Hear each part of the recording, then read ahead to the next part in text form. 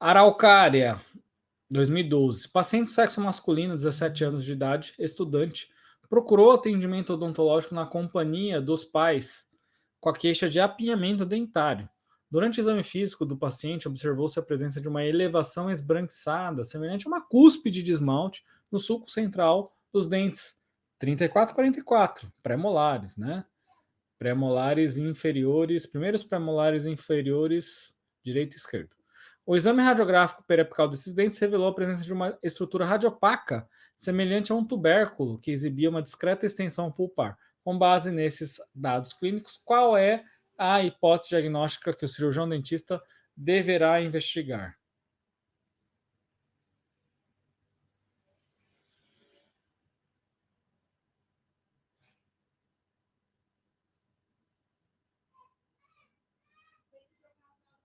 Essa questão, né, tá fácil assim para gente, né? Quem não estudou, por exemplo, já teria um pouquinho mais de dificuldade nessa questão, né? A Sana falou: se for questão fácil na prova, todos acertam. Sim, acertam. Mas você não pode errar, tá, Sandro? Não pode errar. O que diferencia sempre são as questões difíceis, né? Claro que a questão fácil a gente não pode errar. Mas aí, essa questão parece ser fácil, né? Pra gente, mas não é uma questão tão facinho, não, tá? Pérola de esmalte é em raiz? É, porque ele já estaria, né, geralmente abaixo da gengiva, tá? Então é localizado em raiz, tá? Dente evaginado, né? Bem tranquilo. Aqui, ó, a, a, o dente evaginado é justamente localizado aonde? No sulco central dos dentes. Lembra que ele parece uma cúspide? Pérola de esmalte geralmente fica localizado mais para. Não fica localizado nessa região da coroa, fica localizado mais para a região radicular, né? Mais para a região cervical, ele não fica localizado nessa região aí, o Tatiana. Pérola de esmalte não é na região de coroa, geralmente é na raiz, furca, né? Então a gente elimina completamente a chance, porque tá na cúspide, parece uma cúspide, e tá no sulco central, bem na parte coronária, não tá na bifurcação, não tá na parte radicular. A pérola de esmalte teria obrigatoriamente que estar nessa outra região. Então, não é pérola de esmalte com certeza, tá? E aí, deixa anotado aí que, ô Tatiana, que a pérola de esmalte, ela tem essa localização, mais para bifurcação, mais para área radicular. Tudo bem?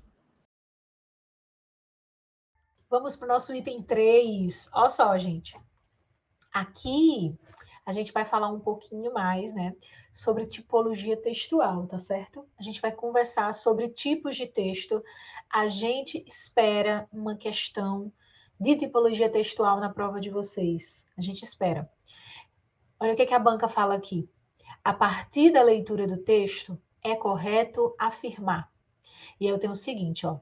Na letra A, o autor demonstra reprovação diante do cenário trágico do sistema de tratamento de água e esgoto na capital do Acre, acrescentando aos dados argumentos dirigidos à adesão do leitor. Vamos deixar isso aqui em destacado. Letra B. Trata-se de apresentação de dados, reportando um estudo do Instituto Trata Brasil a partir das informações do Sistema Nacional de Informações sobre Saneamento.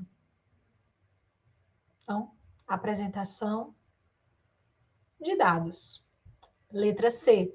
Trata-se de um texto de opinião, em que o autor concorda com as opiniões emitidas pelo Instituto Trata Brasil, expressando explicitamente sua adesão às denúncias realizadas. Eu tenho aí, né, tanto a letra A quanto a letra B, indicando a sinalização de opinião. Vamos ver, né? Letra D, o autor discorda dos dados. Gente, isso aqui aí já é viagem total, tá?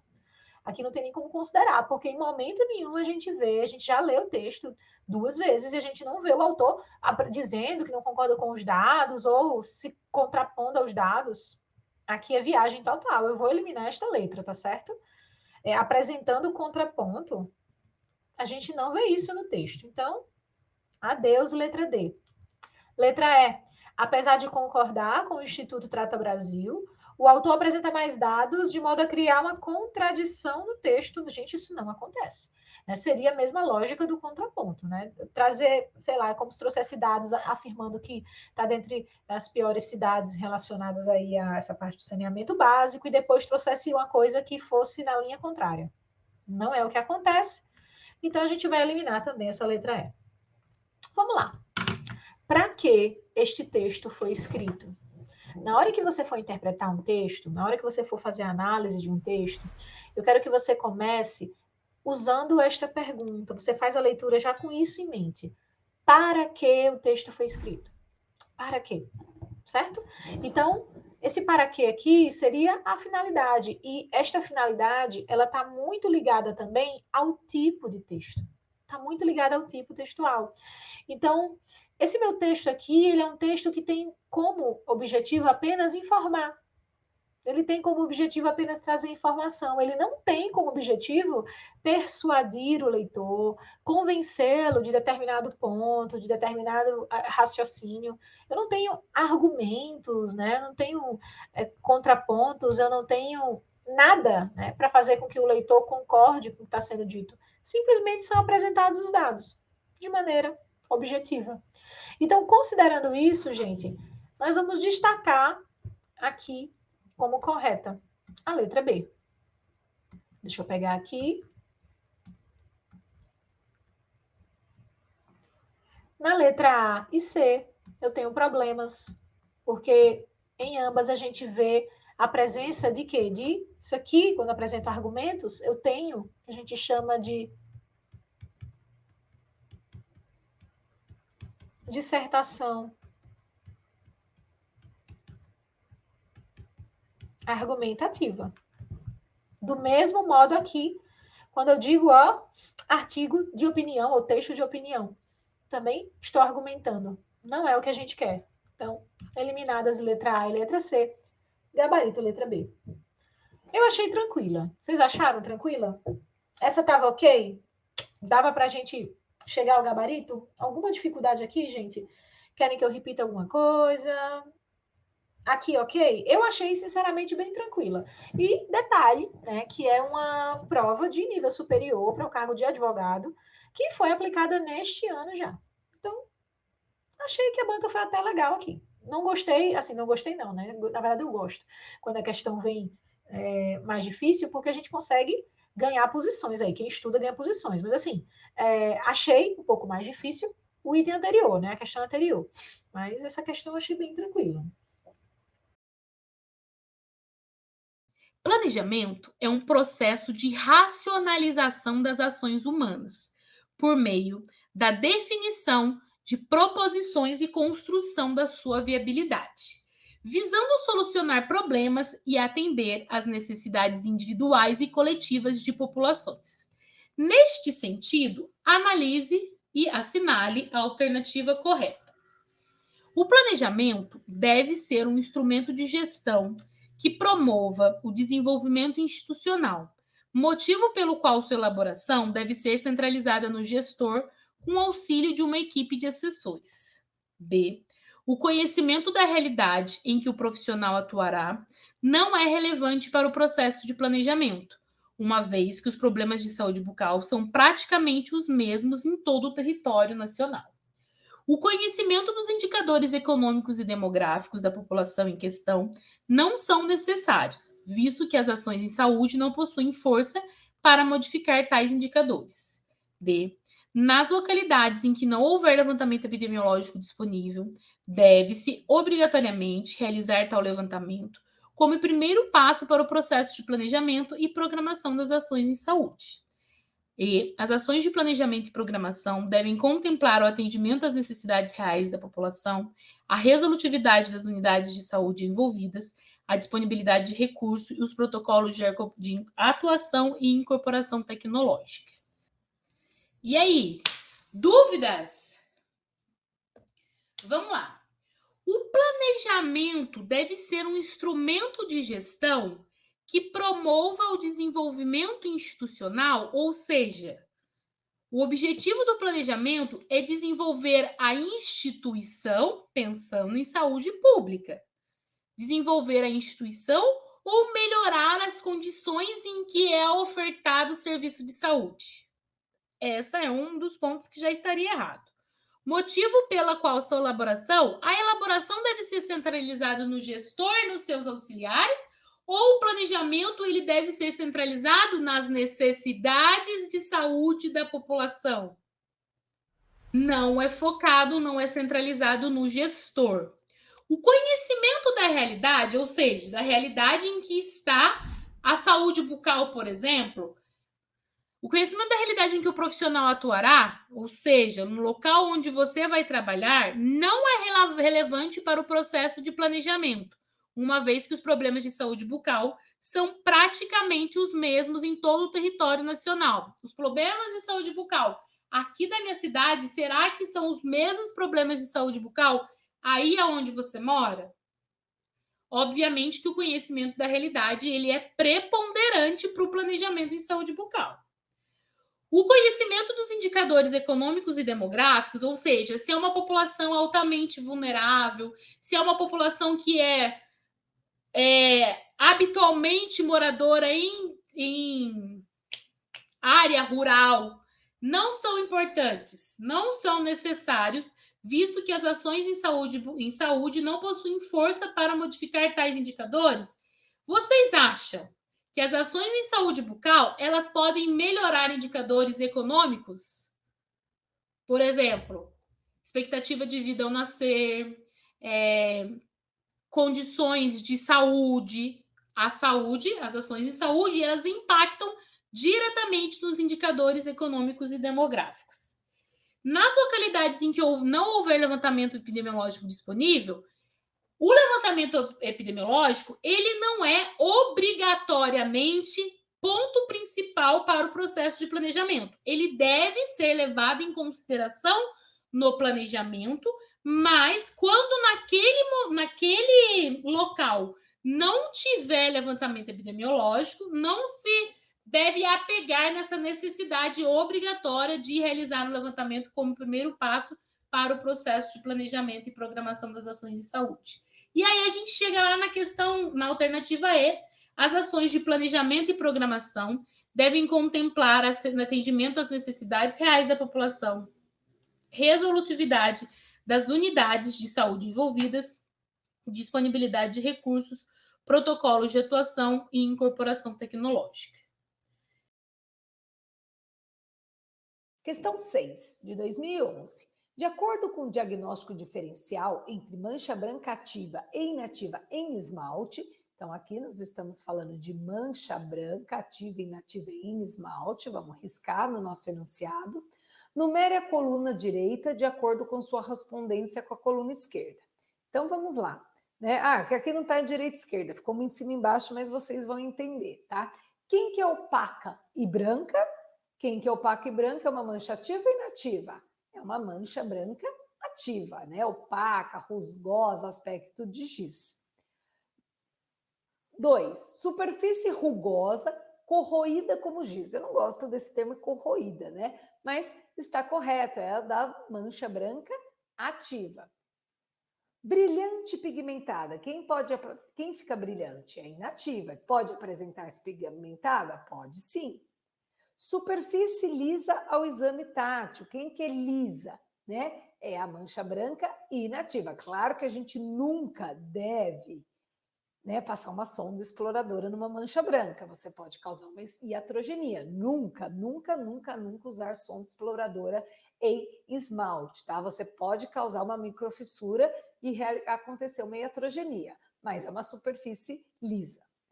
E a última, geralmente longe da margem gengival. Lembra que eu falei para vocês que quando a mancha é inativa, você tem a sensação que ela encolhe, que ela afasta da margem gengival quando ela ali estava localizada? Então, também é a 2. Então, 1, 2, 2, 2.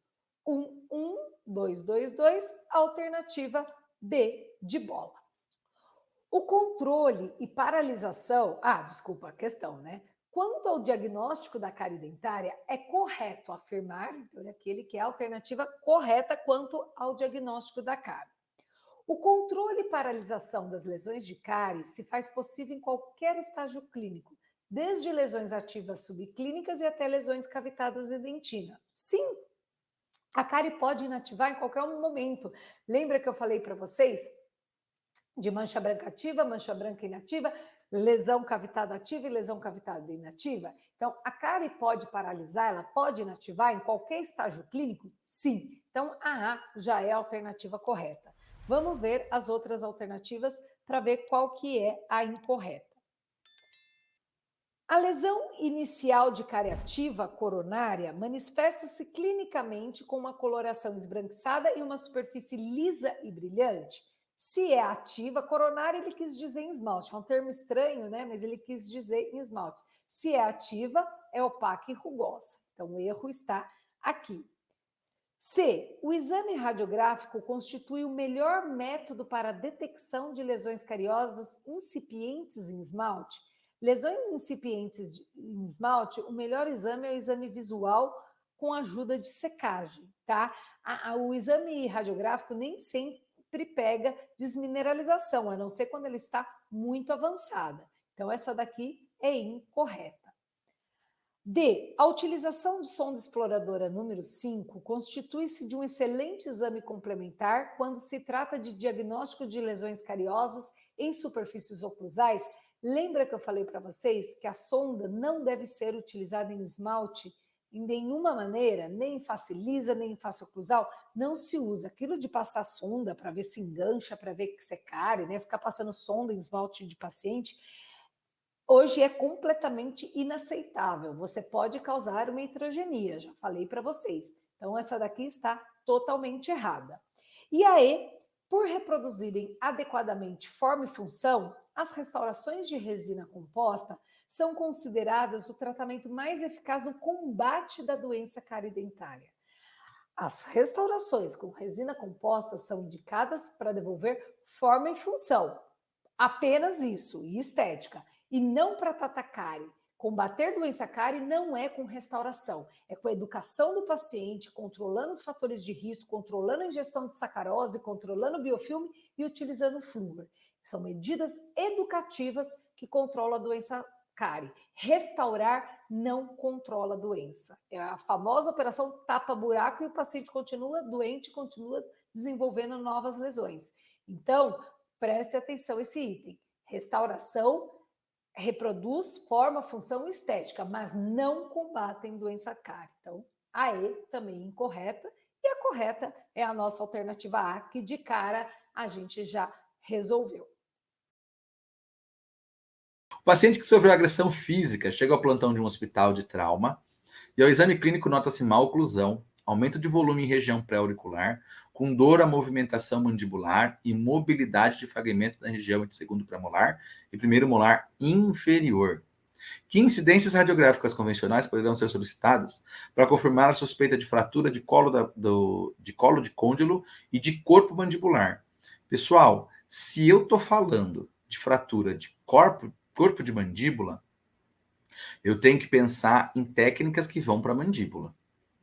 Então, a Hertz aqui, que é a alternativa B, já está fora da questão. Tá bom? Agora, ele está com suspeita de fratura do colo do côndilo e do corpo mandibular. Se eu estou falando do colo, eu vou pensar em uma Towne. Certo? Vou pensar na Towne. Por quê, pessoal? Porque é a única que vai me dar essa possibilidade. Tá bom? Só que olha que interessante. Ele colocou aqui, ó, colo de mandíbula e corpo de mandíbula. Vocês estão vendo que a A e a B, elas têm a mesma situação, só que é o inverso? Por quê, pessoal? A fratura de colo de côndilo, eu não vou conseguir ver na PA de mandíbula, ou melhor, PA de mandíbula e Towne, elas são sinônimos, lembra disso? Eu errei a justificativa, perdão. Não é? PA de mandíbula ou Towne? É a mesma coisa. Então, tanto faz ser PA de mandíbula e Towne ou Towne e PA de mandíbula, que eu estou falando da mesma. O que ele faz diferenciação aqui, de acordo com esse autor dele, é que uma é de boca fechada e outra de boca aberta. Só isso. Certo? Então, o ideal seria Towne, que eu quero ver o colo do côndilo, aí a boca aberta, e o corpo da mandíbula com ela fechada. Tudo bem? Então, se a gente pegar o gabarito, ele vai falar da E.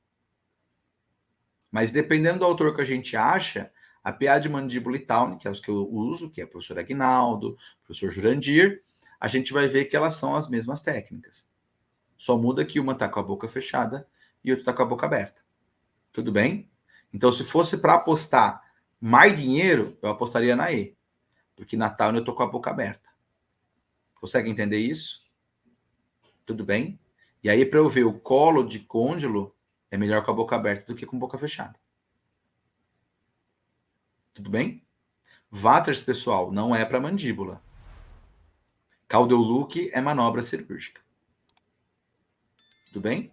Então, vocês podiam ficar entre a e a E, mas aqui, respectivamente, Towne, se a gente pensar nessa questão de boca fechada, ou boca aberta, perdão, e PA de mandíbula, se a gente pensar nessa questão de boca fechada. Beleza? Tudo bem aí, pessoal? É meio confusinha essa daqui, né? Eu também achei meio confusinha. Por isso que eu coloquei as duas questões até para a gente poder discutir. Tranquilos? Bola pro mato que joga de campeonato? Bucomaxilo agora 2021, esse mais recente. Em pacientes que sofreram trauma facial, a suspeita de fraturas de ossos faciais, os exames de imagem contribuem para estabelecer o diagnóstico e o plano de tratamento. Fato. Sobre essa avaliação, assinar a alternativa correta. Imagens radiográficas cervicais são utilizadas em casos graves para afastar dano da coluna? Claro que são. Eu preciso saber se ele tem alguma fratura na coluna ou não, tá bom? Para avaliar a presença de fraturas no terço médio da face, solicita-se a incidência de Towne? Não, pessoal, solicita-se a incidência de Vatters. A incidência axial de Hirtz com boca aberta e póstero anterior é utilizada nas fraturas de mandíbula? Hirtz? Para fratura de mandíbula? Não. E póstero anterior? Hirtz é submento vértex. Não tem nada a ver. A panorâmica é usada na avaliação das fraturas complexas de cabeça da mandíbula? Não, pessoal, porque ali eu tenho sobreposição. Tá? A incidência radiográfica submento vértex demonstra a fratura de ângulo e sínfise da mandíbula? Nem pensar. Então, a ideia aqui é a imagens radiográficas cervicais são utilizadas em casos graves para afastar dano da coluna. Certo? Pessoal, é só a gente pensar, essa daqui é mais uma de exclusão do que de saber mesmo, porque é só você excluir o resto. Para eu verificar uma fratura do terço médio, eu vou usar Towne? Não, Towne é para mandíbula, esquece. A incidência axial de Hirtz com boca aberta e póstero anterior? Não, Hirtz não é com boca aberta e Hirtz não é póstero anterior. Hirtz é submento vértex. A panorâmica é utilizada para verificar a fratura da cabeça da mandíbula? Não, porque ele vai ter sobreposição aqui na região. Tá? Então, não é a mais indicada. E a submento vértex demonstra a fratura de ângulo e sínfise da mandíbula? Não, porque vai sobrepor tudo. Ângulo e sínfise de mandíbula, a gente vai ver mais numa Towne, a gente vai ver mais numa PA de mandíbula, a gente vai ver mais numa lateral de corpo e ângulo. Tudo bem? Ou de ramo e ângulo ou de corpo. Beleza, pessoal? Então, aqui, alternativa A,